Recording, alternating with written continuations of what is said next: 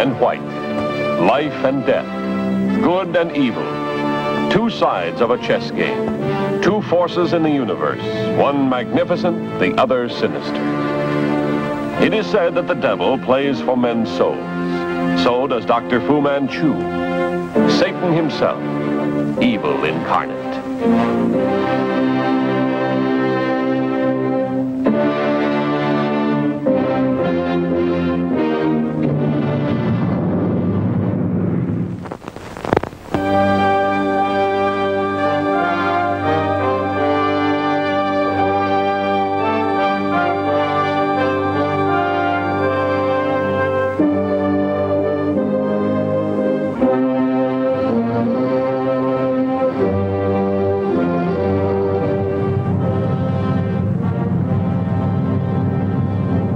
Ladies and gentlemen, this broadcast is originating at the Municipal Airport in Hong Kong. During the refueling stopover, we hope to bring to you an on-the-spot interview with one of the most important men of our time.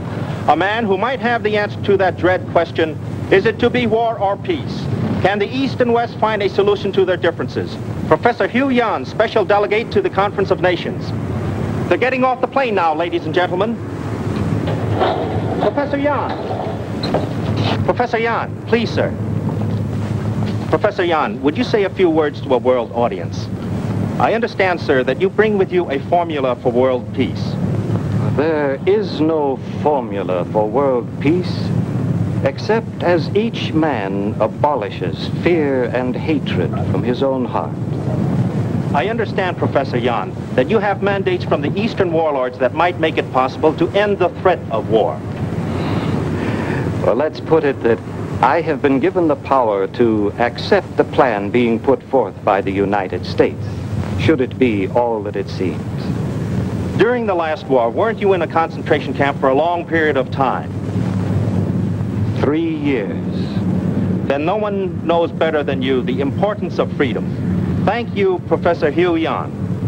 Ladies and gentlemen, you have just heard an on-the-spot interview with Professor Hugh Yan.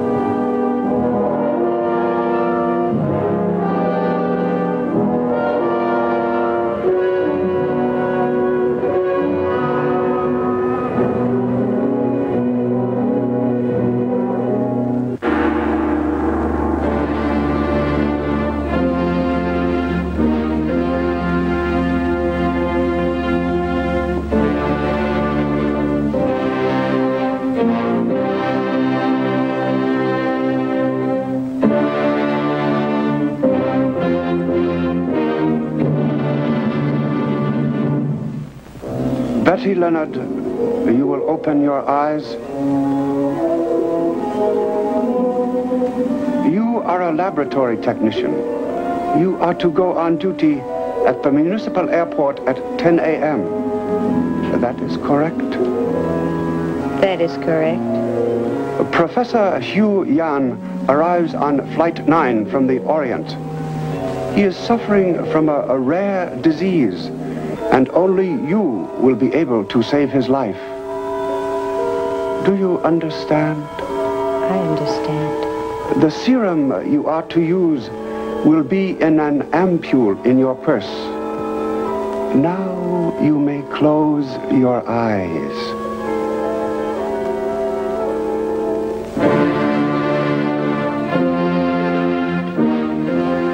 Dress her at once for the street, and see that she reaches her place of employment on time.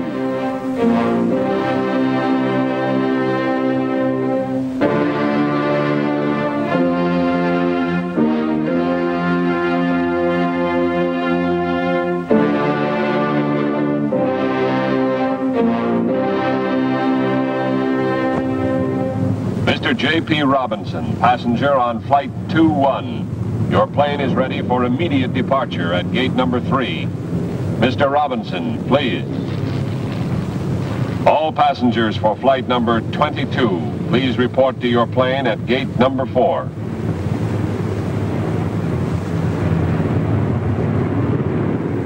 It is my duty to assist Sir Dennis in meeting the delegates and smoothing their clearance by customs, immigration, and health officials. I am John Petrie, Doctor of Medicine and close friend of Sir Dennis Nayland Smith, late of Scotland Yard and now assigned as Chief of Security for the conference. Through Sir Dennis, I am presently assigned to the Surgeon General's staff.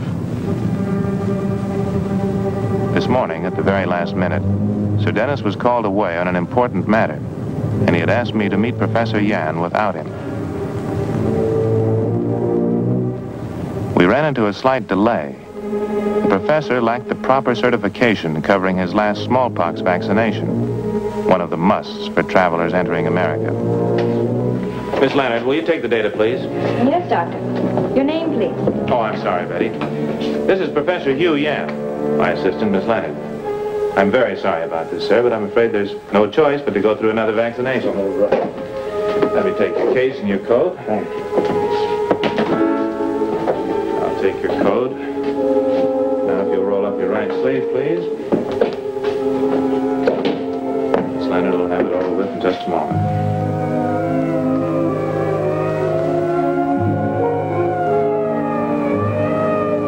Sounds like they're coming here. Sir Dennis. Ready, Professor Yan? Wait here.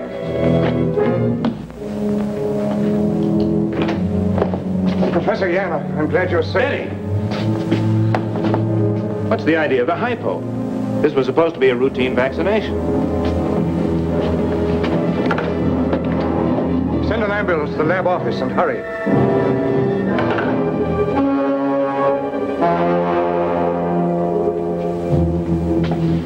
Where did you get this serum? I don't know. Somehow I knew it was in my purse. Pulse and respiration subnormal. He's now in a coma. I'll run a test on this serum as soon as possible. Only half the stuff's inside him. There may be time. I will, sir. Why, Betty? Why? Dr. Yan is sick. He would have died if I hadn't given him that serum. Well, that's crazy. Not necessarily, Petrie. Look at her, confused, distraught. You think it might be post-hypnotic suggestion? It's possible. That important phone call I received turned out to be a wild goose chase. This must be a plot against Professor Yan. Or the ambulance.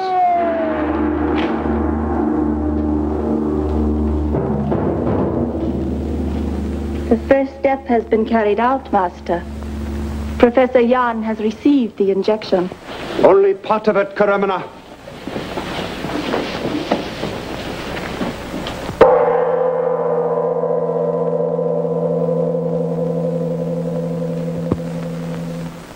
Send a loader to me.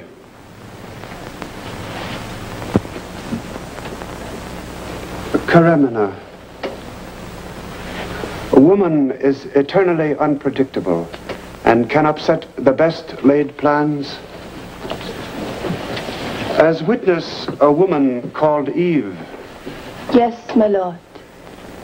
If there is any weakness in my plan, it is because I have made use of a woman. You sent for me, Doctor? Sir Dennis Nayland Smith has had Professor Yan sent to the receiving hospital. See to it that he does not recover from the effects of the injection he received. Yes, my lord.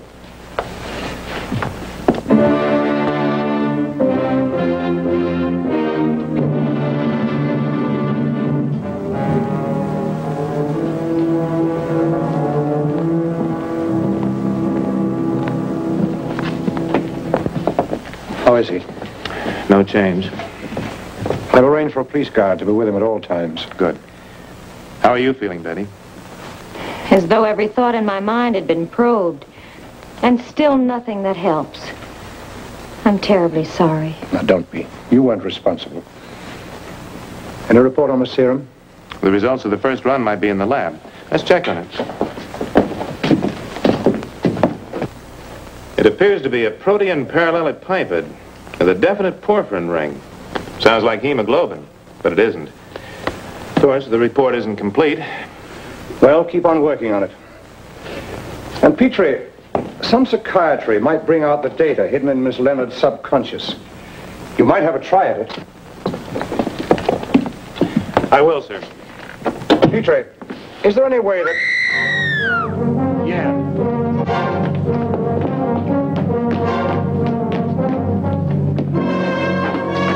It's the guard. Then where is Professor Yan?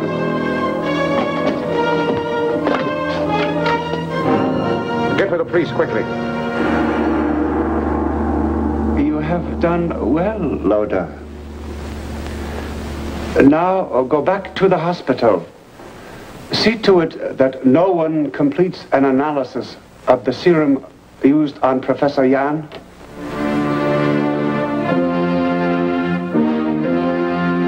And so, Karimana, we are now ready for the Conference of Nations.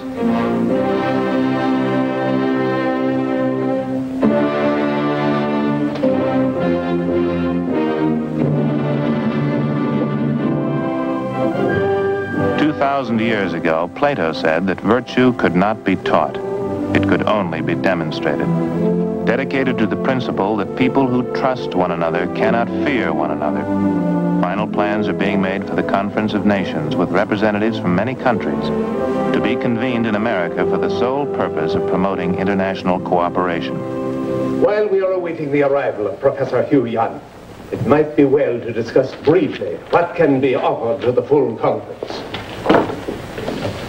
The United States has proposed to share the Rutledge radiation shield with all member nations, provided that they, in exchange, will pool their own country's secret industrial knowledge for the common good of all mankind. This will result in nuclear reactors that will run machinery and help grow crops to feed the hungry people of the world. Once this has been accomplished, it will be impossible for any group to convince the masses that there is a need for war. Therefore, I cannot stress too greatly the importance of mutual trust and cooperation, especially by the members of this planning committee. In that regard, Mr. Chairman, I would like to report an incident which took place this morning. Chair recognizes the delegate from South America. I received a phone call warning me that one of the nations represented here had made plans to keep the Far Eastern delegate, Professor Hugh Yan, from attending this conference. Did your informant name any particular nation? No. He just warned that we should all be on our guard. In other words, an attempt was made to cast suspicion on all nations. There has been an attempt to keep Professor Yan from attending this conference, but it was not at the instigation of any one nation. It was by a secret society dedicated to the downfall and destruction of everything that this conference stands for. And the man who heads this group is capable of unbelievable acts of wickedness. You sound as if you were speaking of the devil himself. I might as well be. Gentlemen, we are facing an enemy as old as time itself. His goal is chaos. His name, Fu Manchu. The man is crazy. I'm giving you the facts, gentlemen. Fu Manchu is out to destroy this conference. He is determined to provoke a nuclear war between the East and West, and millions of innocent people will be killed. You can prove your extraordinary statement, Sir Dennis? That telephone call that Mr. Valeria received this morning, sowing seeds of doubt and suspicion, is a stratagem typical of Dr. Fu Manchu. And then there is the disappearance of Professor Yan. Where is Professor Yan? I don't know. He was spirited away by agents of Fu Manchu not more than half an hour ago. Sorry to be late, gentlemen. You see, I was able to make it after all. The last time I saw you, Professor Yan, you were in a coma. You were also under medical care and police protection in the receiving hospital. An attempt was made to poison me when I arrived at the airport. I agreed to submit to an inoculation and lost consciousness almost immediately the serum was injected. I have not yet completely recovered from the effects of the drug. One side of my body, my face, and this hand are partially paralyzed. I recovered consciousness in the hospital, but continued to pretend coma. I wanted to find out what was going on. But what I overheard was enough to make me realize I was deliberately being kept from attending this conference. But what about the priest guard who was there to protect you? Do you know who killed him? Oh, if he is dead, I'm sorry, but I know nothing of his murder. I waited until the room was clear of people, then got out of bed, dressed, and came here. If there has been a plot against Professor Hugh Yan, we must know about it. This entire matter must be investigated at once. Nothing would suit me better. One moment, gentlemen. Would it be wise to launch an investigation and let the public know of this incident? Well, if some nation is trying to sabotage the conference, the whole world should know about it. But what then? What of this job we have to do here? He's right. News like this would end this conference before it got started. To be forewarned is to be forearmed. We will still sit together at this table, but we will be on guard against treachery. We will not be so foolish as to trust one another blindly. In an atmosphere of mutual distrust and suspicion, nothing can be attained by this conference. I find it easier to accept Professor Yan's account and advice than swallow Sir Dennis' story about the mysterious Dr. Fu Manchu.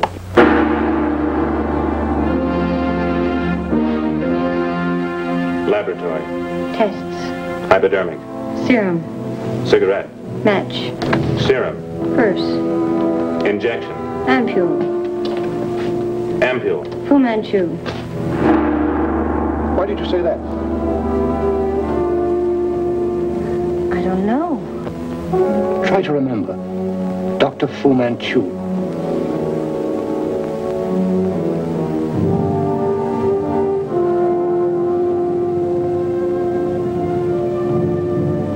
What? It's like a dream that's been forgotten.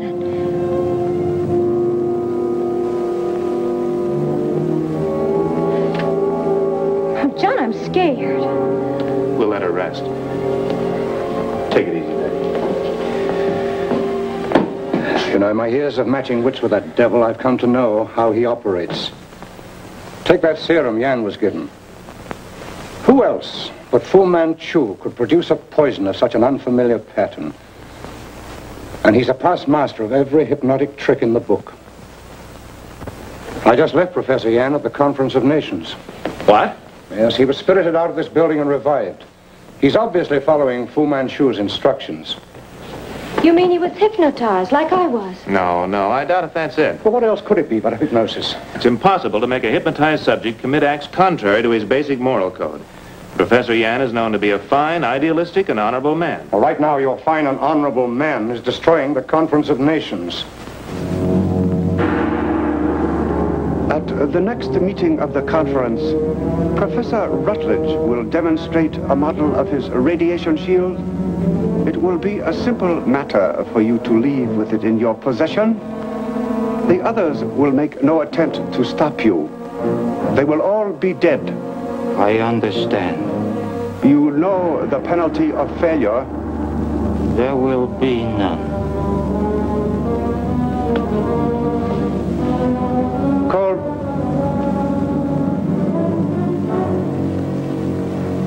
It has been reported to me that Dr. Petrie is making repeated efforts to probe the subconscious mind of the girl Betty Leonard. We have no longer any need for her. Inform Loda she is to be destroyed.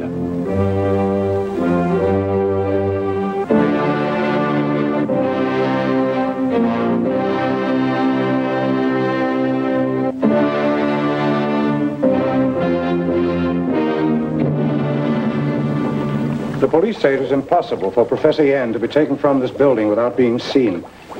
And Petrie, when things seem impossible, it's an indication that there's a false assumption somewhere.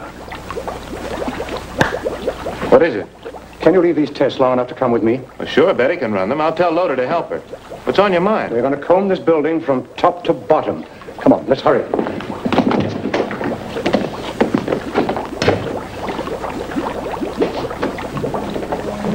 Oh, Mr. Loder. Dr. Dr. Petrie wants a spectrum analysis of the residue in bottles A and B. Will you get the equipment ready for me, please? Mr. Loader.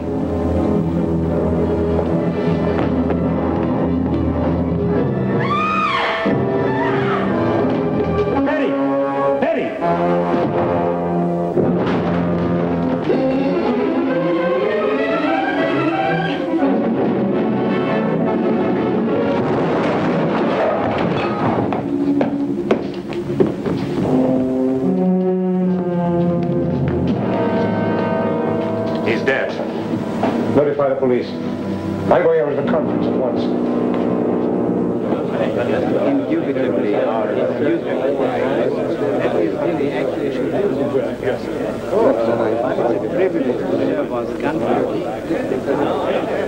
Notice the heavy sheathing of the container. Also that one side is removable. In a moment, we will expose the counter to the radioactive isotope inside. But isn't there trouble? No, there will be no danger, gentlemen, providing you stay where you are. I want you to observe the effect on the counter.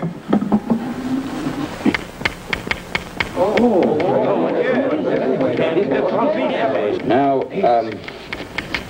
the Rutledge radiation shield is, well, it's somewhat like a fast rally in a tennis match.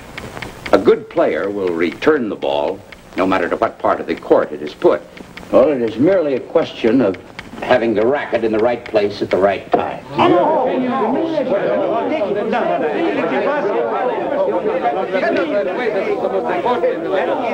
It is light, durable, and easily manufactured.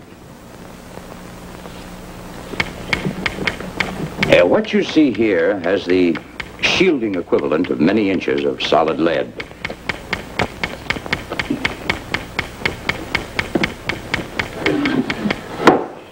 A remarkable demonstration. Why, that means that atomic energy can be made safe for use to anyone.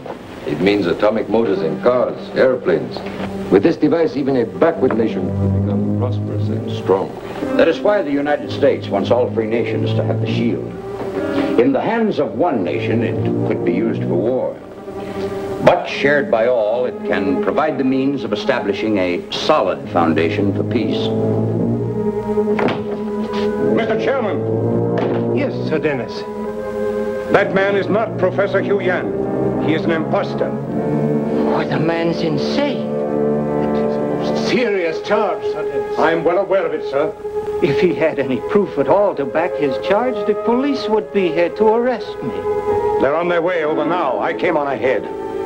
Dr. Petrie and I just found the real Professor Yan where Fu Manchu's agents had left him to die. In a storeroom in the basement of the hospital. I'm glad to say that we got there in time. This is very difficult to believe. I have known Professor Yan for many years. Have you seen him since he was confined in a concentration camp? This man's paralysis is an act to cover up any differences of speech and appearance that might be noticed by anyone like you who knew the real Professor Yan. I can't understand what possesses Sir Dennis to say what he does. But I'm perfectly willing to remain here until the proper authorities arrive. By that time, we may all be dead. And he claims to be paralyzed.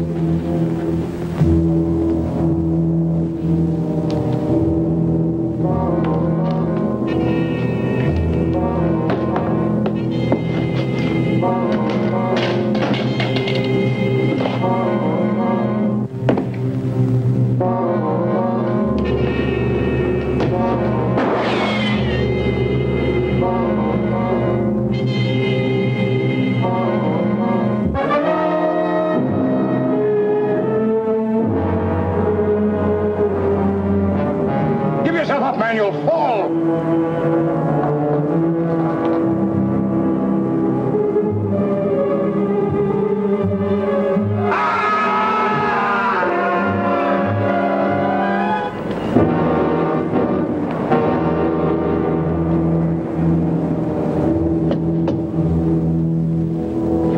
Professor Yan.